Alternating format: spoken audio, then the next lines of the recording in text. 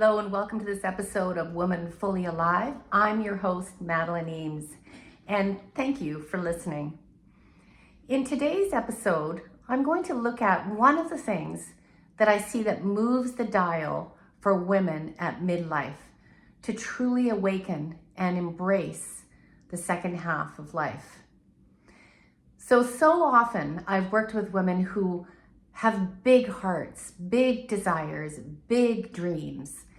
And almost just as soon as they finish telling me about what they truly desire, it's quickly followed up with, but what will people think? What will my friends say? What will my partner say? What about my kids? And it's filled with different versions of how the outside world is going to judge them. And so they easily shrink back into where they just were a moment before telling me about their dreams. So it's like you shrink back into those skinny jeans and you were just telling me about all the possibilities that your life has meant to you. And then it's stopped by this one thing that may happen, may never happen, but it's like a real door that beyond it feels too big, too fearful, too awkward, too hurtful. So one of the gifts, I think, of entering midlife is actually knowing that you, beyond that door of worry about judgment, is where you're headed. That's where you're meant to be. Now, does that mean that as soon as you open that door that nobody's going to judge you or criticize you? No, of course not. But this is the key to your freedom to be able to move through how small that belief has kept you your whole life, probably from early adolescence.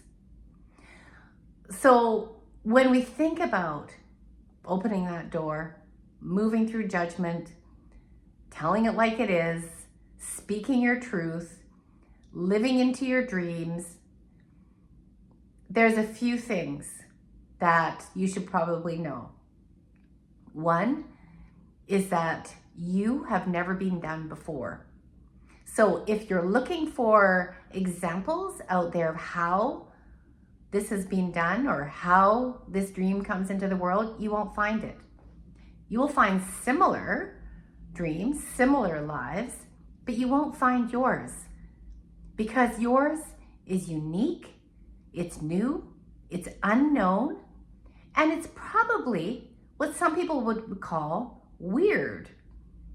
So that's just because it doesn't fit into their small idea of what's acceptable,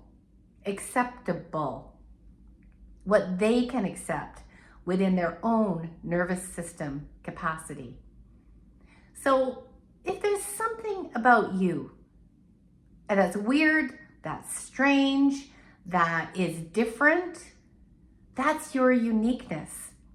And that is the very thing that needs to be followed up. You know, like a dog sniffing a scent. Follow that breadcrumb.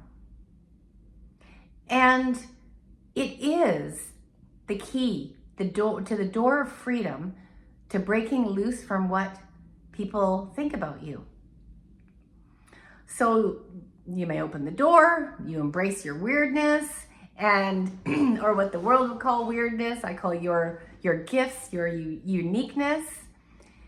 And some people just don't get it. Maybe a lot of people in your close circles don't get it. So from there's two things that you can do. One is to just accept that, you know, this is who you are, and these people in your circles won't get it. And so you're going to give up trying to explain or rationalize or defend or even apologize. So there's an opportunity there to give up those parts of yourself that has to constantly defend who you are. The other thing is to ask the question, is it time to let some of those people go for this part of your life? And here's where rationalizing might come in. Well, we've been friends since we were in high school, or well, we've been married for 30 years, or well, it's not that bad. You know, I can put up with them in small bites. If you notice yourself rationalizing your relationships with people, that might be an indicator that for this second half of your life, they might not be along for the ride. And that's okay. Because here is your invitation to stop trying to hold everything together that is meant to fall apart. So when you start to embrace your weirdness, your unique gifts, your place in this world, there's invitations that can be seen as obstacles, but they're actually keys to freedom that come along in the journey. And as you move through these obstacles and you heal some of these old beliefs, I will tell you that the journey just gets better and better and juicier and juicier. And what you set out thinking was going to be, you know, one project or maybe one difficult conversation or one revealing of a part of yourself or one hobby becomes so much more than that. It starts to make connections to other things, and you start to become part of a spider's web where opportunities show up, people show up in your life, new adventures that you can't see from where you're sitting right now, keeping yourself small. So I invite you to open the doorway. Open the doorways, you can start small and notice these things that are going to come up. And I'm your guide along the way to maybe be 2 steps ahead of you to say, yes, that's completely normal. And let's move through that. And yes, people won't like what you're saying. Let's move through that. And your circle and your capacity and your resilience will get wider and wider and wider. And your expansion starts to feed itself.